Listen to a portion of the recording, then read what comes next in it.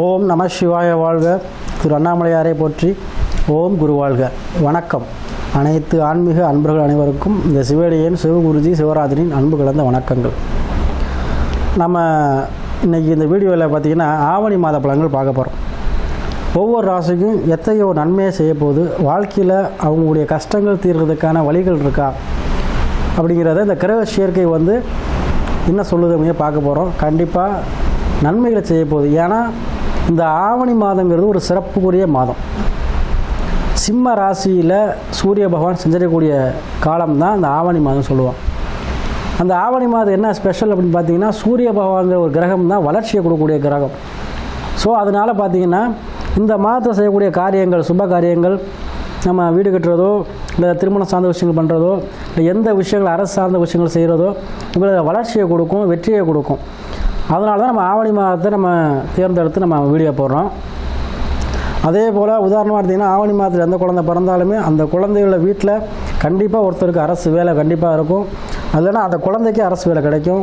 இல்லை ஒரு அரசியல்வாதியாக இருப்பாங்க, இல்லை ஒரு ஏதோ ஒரு வகையில் அரசு சார்ந்த தொடர்புகள் கண்டிப்பாக அந்த குழந்தைக்கு இருக்கும், அந்த குடும்பத்துக்கும் இருக்கும்.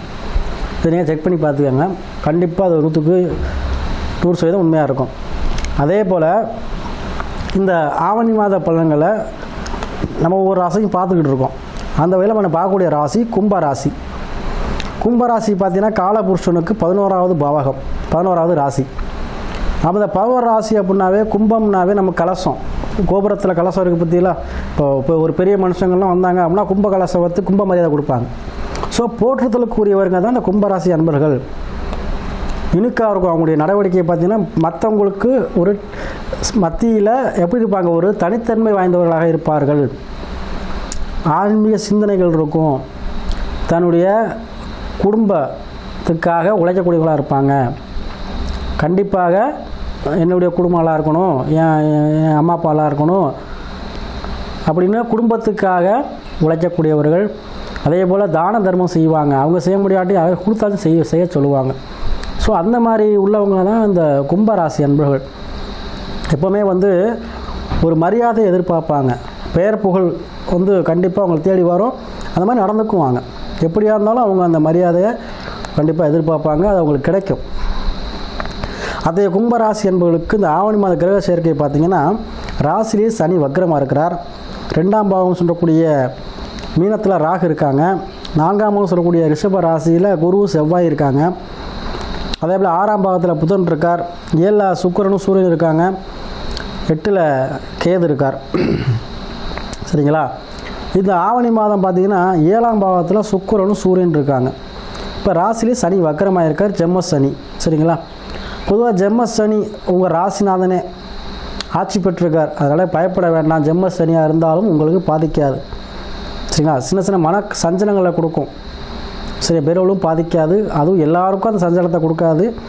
விதிச்சாரத்தில் சனி பகவான் எப்படி இருக்கார் நிலையை பார்த்துக்கங்க. சரிங்களா? நல்ல இடத்துல இருந்துட்டாருன்னா எந்த பாதிப்பும் வராது.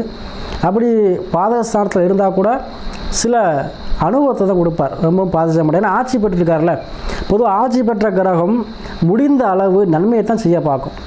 ஸோ ஜென்ம சனியாக இருக்குது, உனக்கு 7 நடந்துக்கிட்டு இருக்குது அப்படின்னு பயமுறுத்துனா நீங்கள் பயப்படாதீங்க.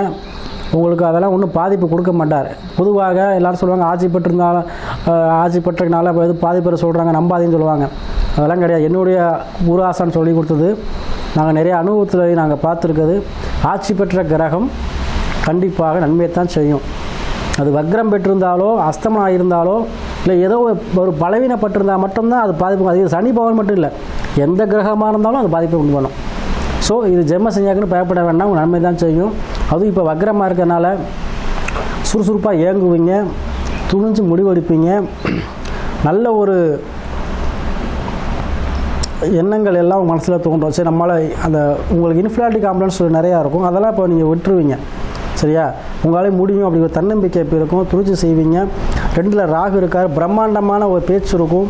நல்லா எதையுமே என்ன பண்ணுவீங்க, ஆசைப்படுவீங்க. அந்த ஆசை நிறைவேற்றக்கூடிய காலமாக இந்த ஆவணி மாதம் இருக்கும். ஏன்னா 7ல் இருக்கார் சூரியன் சுக்கிரன். கண்டிப்பாக திருமணம் சார்ந்த விஷயங்கள் உங்களை தேடி வருங்க. ஏன்னா ஜென்மசனியில் மேக்சிமம் திருமணம் சார்ந்த விஷயங்கள் செய்வீங்க. குழந்தை பாக்கியங்கள், பிரசவம், அதாவது வளைகாப்பு போடுறது, இந்த மாதிரி சுப காரியங்கள், வீடு கட்டுறது, பால் காய்ச்சுறது, காது குத்துறது, இந்த மாதிரி விஷயங்கள் நடைபெறும். ஸோ இப்போ 7ல் உங்களுக்கு சூரியன் ஆட்சி பெற்றிருக்கார். வரக்கூடிய கணவர் கண்டிப்பாக அரசு சார்ந்த விஷயங்கள் உள்ளவராக இருப்பார் இந்த மாதம். அதே போல் உங்கள் வீட்டில் யாருங்க கணவர், ஹஸ்பண்ட், ஒய்ஃப் இருந்தீங்கன்னா கண்டிப்பாக ஒருத்தருக்கு கும்பராசிக்காரங்க ஆணாக இருந்தீங்கன்னா பெண்ணுக்கு அரசு வேலை ட்ரை பண்ண சொல்லுங்கள். அதேமாதிரி கும்பராசிக்காரங்க பெண்ணாக இருந்தீங்கன்னா ஆணுக்கு ட்ரை பண்ண சொல்லுங்கள். அப்படி இல்லைனா அரசாங்கம் சார்ந்த விஷயங்களை ஏதாச்சும் அனுகூலம் உதவி தேவைப்படுறது அப்ளை பண்ண சொல்லுங்கள், கிடைக்கும். அதே போல் வண்டி வாகன சேர்க்கை வாங்குங்க. அது உங்களுக்கு கண்டிப்பாக வாங்குற மாதிரி தான் வரும். அதே போல் கூட்டு தொழில் வந்து நல்லா இருக்குங்க. கூட்டு தொழில் இருந்த பிரச்சனைகள் நீங்கும். புதிதாக முதலீடு போட்டு அடுத்த தொழில் தொடங்குறதுக்கான வாய்ப்பு நிறையா இருக்குது. ஒரு பிராஞ்சு ஆரம்பித்து கொடுங்க. அதே போல் வெள்ளி பொருட்கள், தங்க நகைகள் இதெல்லாம் வாங்கக்கூடிய சூழல் உண்டு. அதே போல் 4ஆம் வீதத்தில் குரு செவ்வாய் இருக்கனால வீடு வாசல் சம்மந்தப்பட்ட விஷயத்தில் உங்களுக்கு நீங்கள் நினைத்தது போல் வீடு வாசல் கட்டுவீங்க. தினசாமி தனியருக்கு ஒரு இதுவும் கிடைக்கல, லோன் கிடைக்கல, ஒரு உதவி கிடைக்கல, கண்டிப்பாக இப்போ ஆவணி மாதம் கிடைக்குங்க. ட்ரை பண்ணுங்கள். அதே போல் குடும்பத்தில் பிரச்சனையால் பிரிந்தவங்க, ஏன்னா 7 சனி ஆரம்பத்தில் சில விஷயங்கள் ஒரு சில விரைய செலவு கொடுத்துருக்கோம். ஸோ அதனால் சில பேருக்கு மனக்கசப்பில் சில சண்டையில் போட்டு பிரிஞ்சிருப்பீங்க.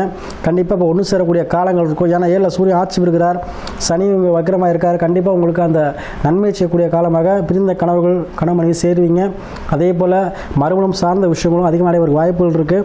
சரிங்களா? ஏன்னா காலபுருஷன் 11ஆம் வீட்டில் சனி இருக்கிறதுனால மறுமணம் சார்ந்த விஷயங்களும் அதிகமாக நடைபெறும்.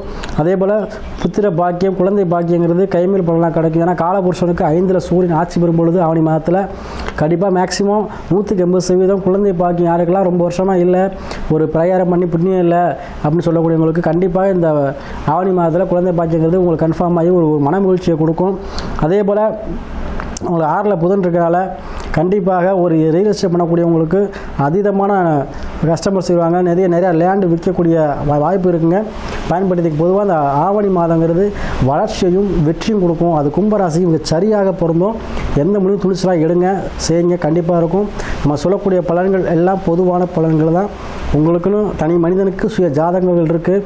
விதி வந்து லக்கணம், சந்திரங்கிறது உடல், தசாபுத்தி நல்ல நேரம். ஸோ தசாபுத்தி தான் இப்போ கரண்டில் என்ன பிரச்சனை இருக்குது, கரண்டில் என்ன கிரகம் தசாபுத்தி நடத்திக்கிட்டு இருக்கு, என்ன பிரச்சனை போயிட்டுருக்கு, என்ன நமக்கு நல்லது நடக்க போதா, என்ன பிரச்சனை நம்ம முடிவு எடுக்கலாமுங்கிறத தசாபுத்தி தான் சொல்லும். ஸோ அந்த தசாபுத்தி என்ன நடக்குதுன்னு பார்த்துக்கிட்டு முடிவெடுங்க. கண்டிப்பாக உங்களுக்கு நல்ல ஒரு மாற்றத்தை அந்த ஆவணி மாதம் கொடுக்கும். கடன் பிரச்சனை கண்டிப்பாக மீளுவீங்க. மன உளைச்சல் நீங்கும், தேவையில்லாத டென்ஷன் நீங்கும். உடல் உபாதைகள் இப்போ முடிவுக்கு வரப்போகுது. ஆவணி மாதத்தில் உடலில் வந்து ஆரோக்கிய மேம்பாடு கிடைக்குங்க. உடல் ஆரோக்கியத்தில் மேம்பாடு கிடைத்து அதன் மூலமாக மருத்துவ செலவுகள் உங்களுக்கு இந்த மாத்திரை நிறைவேற போகுது. இனிமேல் மாத்திரை சாமி ரொம்ப நாள் திங்கிறேன்னா இனிமேல் கவலைப்படாதீங்க. உடலில் ஆரோக்கியம் தெம்பு வந்துடும். கண்டிப்பாக நீங்கள் ஆஸ்பத்திரி போக சூழல் இருக்காது. ஆஸ்பத்திரியில் இருந்தீங்கன்னா வீடு திரும்பி வந்துடுவீங்க. சரிங்களா? ஸோ இந்த ஆவணி மாதங்கிறது உங்களுக்கு அனைத்து வகையான சுகத்தை தரக்கூடிய மாதமாக இருக்கும். ஏன்னா நீங்கள் கும்பராசிக்காரவங்க சுகத்தை தான் வேண்டிக்கிட்டீங்க. ஒரு நிம்மதியான வாழ்வு வேணும், ஒரு டென்ஷன் இல்லாத வாழ்க்கை வேணும்னு நினச்சிக்கிட்டு இருக்கீங்க. அது கண்டிப்பாக அது கிடைக்குங்க. அதே போல் தொடர்ச்சியாக நிறையா கும்பராசி ஜாதகம் அனுப்பி ஆதரவு கொடுக்குறீங்க. இந்த நேரத்தில் அவ்வளோ நன்றியை சொல்லி உங்களுக்கு இந்த ஆவணி மாதங்கிறது கவலை மறந்து மகிழ்ச்சியாக இருக்கக்கூடிய மாதமாக, சகல சம்பத்தையும் இருக்கக்கூடிய மாதமாக கண்டிப்பாக அமையும்.